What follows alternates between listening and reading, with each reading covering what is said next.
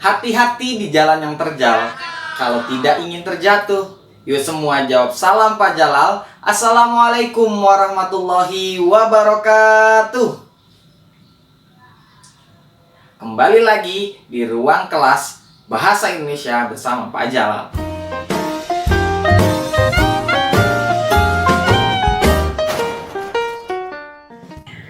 Baik anak-anak soleh dan soleha, sebelum kita mulai pembelajaran kita pada kali ini, mari kita mulai dengan membaca basmalah.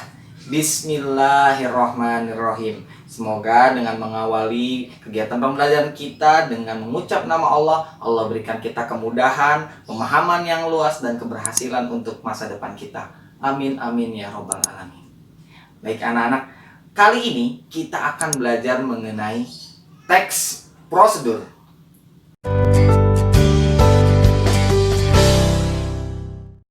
Teks prosedur, apa ya pentingnya belajar teks prosedur? Nah, untuk menjawab pertanyaan itu, sebelumnya Pak Jalal akan menayangkan sebuah video yang akan kita simak bersama di sini.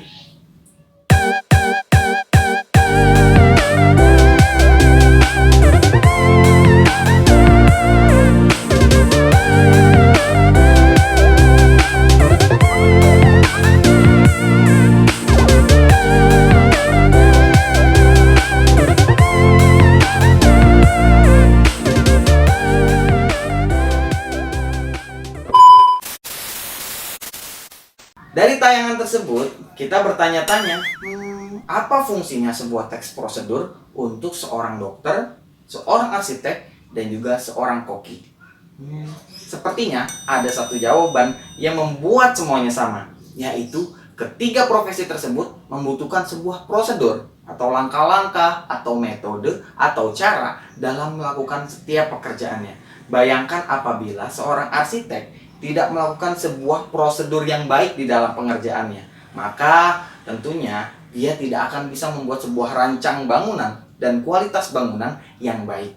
Kemudian, apabila seorang dokter tidak melakukan sebuah prosedur yang baik dalam menangani pasiennya, tentu ini akan berbahaya untuk pasiennya. Selanjutnya, kalau untuk koki, tentunya tanpa prosedur yang jelas, dia tidak akan bisa menghasilkan sebuah masakan yang enak.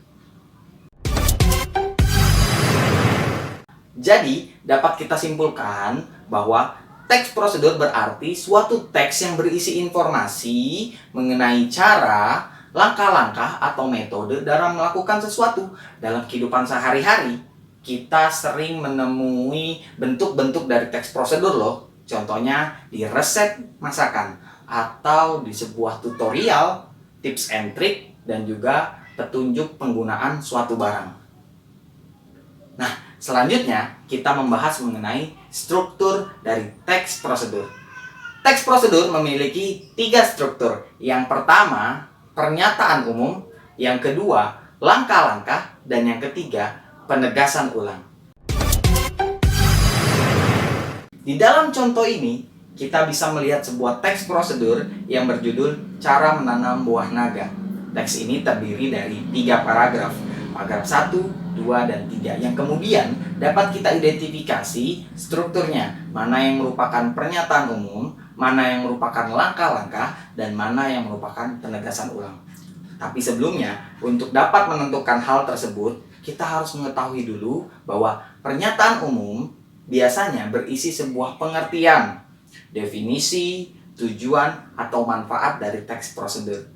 Selanjutnya, langkah-langkah biasanya berisi sebuah cara atau metode dalam melakukan sesuatu di dalam teks prosedur tersebut. Selanjutnya ada penegasan ulang yang biasanya berisi sebuah kesimpulan atau penegasan dari apa yang telah disampaikan sebelumnya. Baik, selanjutnya mari kita baca bersama teks prosedur ini.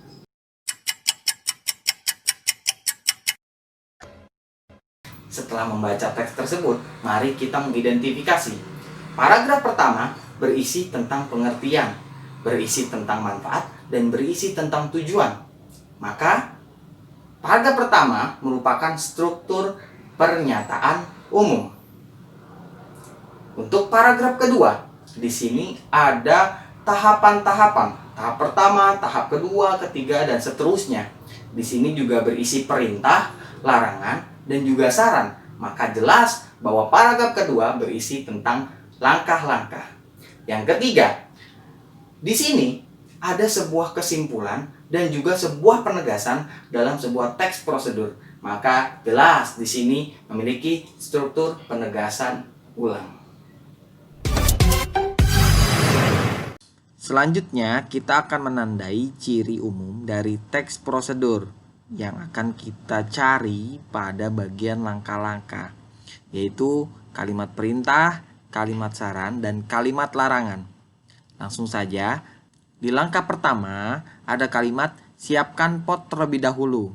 Nah, kata siapkan pot terlebih dahulu ini merupakan bagian dari kalimat perintah karena memiliki partikel kan pada kata siap gitu ya. Jadi siapkan pot terlebih dahulu, kita diminta untuk menyiapkan sesuatu hal, yaitu pot dalam hal ini. Kemudian akan lebih baik menggunakan pot berbahan tanah liat agar proses pertumbuhan dan pembuahan semakin baik. Ada saran yang diberikan yaitu menggunakan pot tanah liat. Jadi kalimat ini adalah kalimat saran. Selanjutnya di langkah kedua, siapkan tiang panjatan.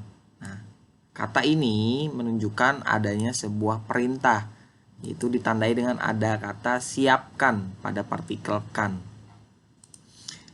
Jangan biarkan pohon buah naga kamu roboh karena tidak diberi tiang penopang untuk menahan beberapa cabangnya.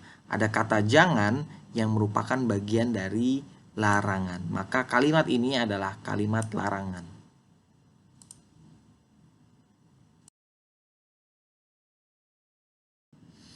Anak-anak soleh dan soleha, inilah identifikasi struktur dan ciri umum dari teks prosedur, yaitu pernyataan umum, langkah-langkah, dan penegasan ulang, serta telah menandai kalimat perintah, kalimat saran, dan juga kalimat larangan. Anak-anak soleh dan soleha, telah kita simak dan belajar bersama materi bahasa Indonesia tentang teks prosedur. Nah, sebelum Pak Jalal tutup, mari kita simpulkan terlebih dahulu materi-materi yang telah kita bahas tadi. Yang pertama tentang pengertian dari teks prosedur. Apa sih pengertian teks prosedur? Iya, betul. Suatu teks yang berisi tentang informasi atau cara, langkah-langkah, atau metode dalam melakukan sesuatu. Kemudian ada 3 struktur teks prosedur. Apa 3 struktur teks prosedur? Iya, betul. Yang pertama ada pernyataan umum. Yang kedua ada langkah-langkah, dan yang ketiga ada penegasan ulang. Terakhir, ada 3 ciri dari teks prosedur. Yang pertama, memiliki kalimat perintah, memiliki kalimat larangan, dan juga memiliki kalimat saran. Nah, setelah kita menyimpulkan, maka berakhir sesi pembelajaran kita kali ini. Semoga kalian tetap giat belajar untuk masa depan kalian. Kita tutup bersama dengan membaca hamdalah. Alhamdulillahirabbil alamin. Sampai bertemu di ruang kelas bahasa Indonesia dengan materi selanjutnya. Wassalamualaikum warahmatullahi wabarakatuh.